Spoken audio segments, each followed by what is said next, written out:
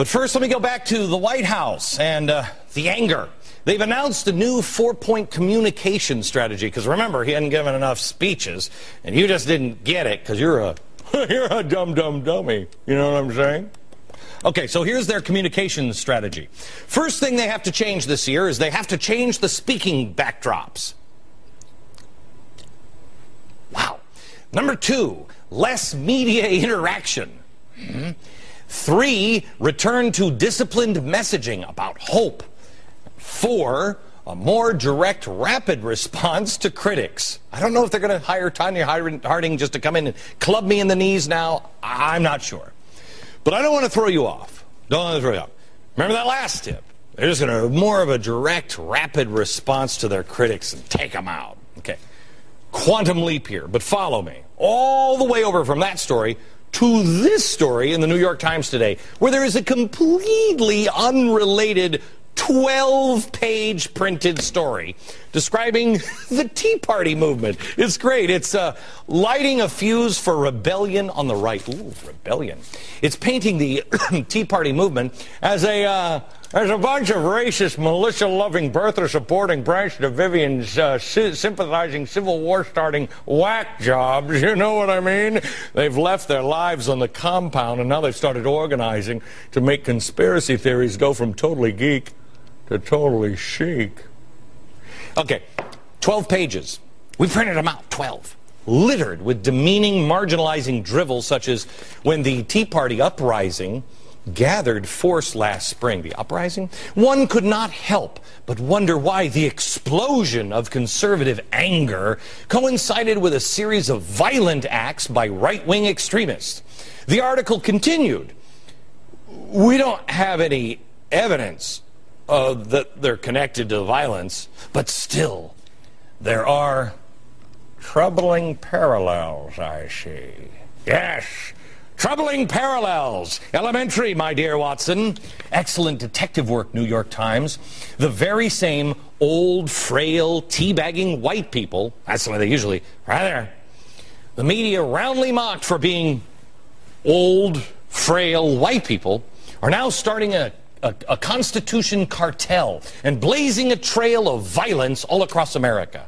Oh, New York Times, thank you for connecting the dots on this one, because I would have never noticed it. I mean, after watching millions and millions of Tea Party people gather all across the country for the last year, there was nary an arrest nor a broken window. It all seemed quiet and peaceful, actually, to me. But apparently I was wrong. Thank you for uncovering the hidden violence of those far right-wing Unabomber wannabes who tricked us all into thinking that they're just harmless old people who are now back in their mountain shacks wiring up explosives and drinking cans of Ensure. The intellectual curiosity of the New York Times is boundless, except, of course, when they wander too far over to the left. Then they seem to get, I don't know, it's a little sleepy over here on the left.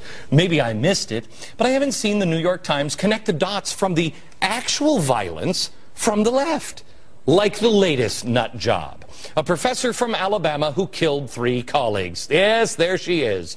The Boston Herald reports that a family source said Amy Bishop, a mother of 4 children, the youngest, a 3rd-grade boy, was a far-left political extremist who was obsessed with President Obama to the point of being off-putting. It's weird. When it's a nut on the left, isolated incident, we're still looking. We have no idea what caused it. Not on the right?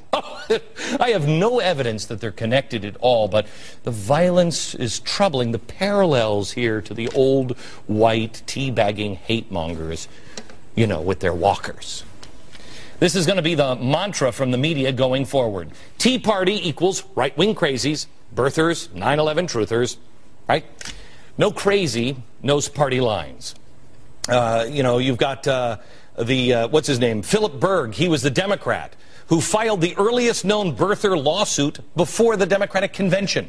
The Daily Beast blog traced the birther movement back to Hillary Clinton and her campaign. It's not from the right, it was from the left. By the way, 9/11 truther Van Jones is scheduled to speak with Democratic Senator Kirsten Gillibrand next month. So here's how it works, okay? We have the crazy 9/11 truthers on the and the birthers we have the birthers and the 9/11 truthers. And they're over here. Got it? Yeah. And then, over here, we have crazy birthers and 9/11 truthers. That's what we have. Okay? We have maybe 5% over here. Maybe. And 5% over here. That leaves you here in the middle. If you believe these things, I'm not saying you shouldn't speak out. You should. You should speak out. If you believe that our government killed 3,000 people intentionally, you should speak out. There couldn't be anything more important. But they don't usually speak out. For instance, Van Jones. No, he kept it quiet. You see, everybody keeps that quiet. That's why it's dangerous. That's why I asked candidate Deborah Medina in Texas, she's running for governor, this question on my radio program last week. Do you believe the government was any way involved with the bringing down of the World Trade Centers on 9/11? I don't have all of the evidence there, Glenn, so I'm not in a place. I have not been out publicly questioning that. I think some very good questions have been raised in that regard. There's some very good arguments, and I think the American people have not seen all of the evidence there, so I've not taken a position on that. Yeah, I don't think the American people have seen all the evidence there either, but I still don't think that George Bush and Dick Cheney were wiring the World Trade Center. Not really a difficult question. The answer is no. Now, there are some who are angry at me for even asking this question. They were upset because it hurt her in the polls. And they said, hey, it's just one issue. You got to look past that one issue. You know, it has nothing to do with state politics. You're right. It doesn't. But if I wanted to be the governor in New York and I said, hey, by the way, I don't even know if the earth is really round. It might be flat. There's some good questions out there from flat earthers. Would I be the governor of New York? I don't think so. Point is, we have a window of opportunity here. The New York Times did this story today because the Tea Party movement is powerful. It is making a difference. It is connected to the White House engaging with anger. Got it? They're connected. It's all about the people. But you know what? Here's the problem with the Tea Party movement. All movements. This could be Republican, Democrat, all of them. If you have the movement, generally here, centered on the Constitution and common sense, you've got a few people over here and over here, left and right, that wouldn't mind hijacking this movement. Hijacking a movement for crazy people or people just in bed with the GOP or the DNC. The movement that America is looking for is about independence. Some people want to co-opt the 90% in the center. You got to not be co-opt. Others are trying to make those people in the middle, the 90%, just look like the fringes. Either way, it's not good.